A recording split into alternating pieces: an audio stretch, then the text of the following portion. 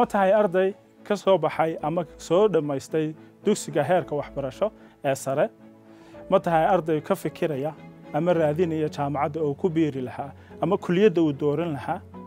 ma tahay arday u baahan inuu ogaado waxa uu ku wanaagsan yahay iyo xirfadiisa aqooneed ama xirfadiisa hibeed ee uu leeyahay waxa ay tahay ma tahay arday ka fikiraya halkii uu mustaqbalkiisa ka bilaabi lahaa ama geedigiisa heer waxbarasho ee sare uu ka bilaabi lahaa ADMAS waa goobta ku habboon ardayga doonaya inuu intaas oo dhan ka jawaabo ama su'aalahaas oo dhan isweydiinaya anigu waxaan ahay hoggaanka kulliyadda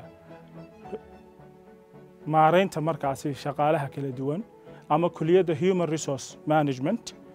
waxaan ka mid ahay markaasi macallimiinta wax ka dhiga jaamacadda waxaan kugu soo dhaweynayaa kulliyadda loo yaqaano maareynta iyo maamulidda shaqaalaha Human Resource Management waa kulliyad awood kuu siinaysa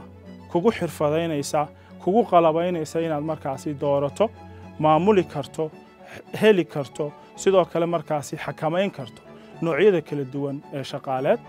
waa kulliyad ka kooban markaasi awoodo kala duwan oo markaasi kuu siinaysa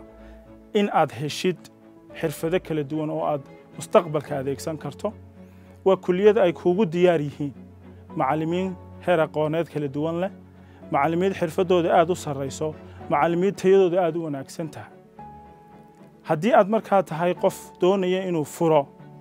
awooddiisa maskaxeed iyo sidoo kale awooddiisa markaasi aqooneed ADMAS waa goobtaada kulliyadda maamulidda shaqaaluhu waxa ay kugu soo dhaweynaysaa goob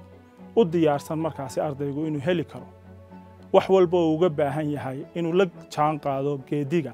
waxbarasho inta uga harsan iyo sidoo kale inuu heli doono ama uu ka heli doono markaasi shahaado laga aqoonsan yahay dunida meel walba oo aad la tagtay ADMAS waxay kugu soo dhaweynaysaa aqoon tayo leh waxay albaab u tahay markaasi aqoon-yahano markaasi tayadooda aad u sarreyso iyo sidoo kale waxbarasho tayo leh oo la hubo geediga waxbarasho ee aad hiigsanayso waxaan kugu soo dhaweynayaa mar labaad iyo mar saddexaad jaamacadda ADMAS University faraceeda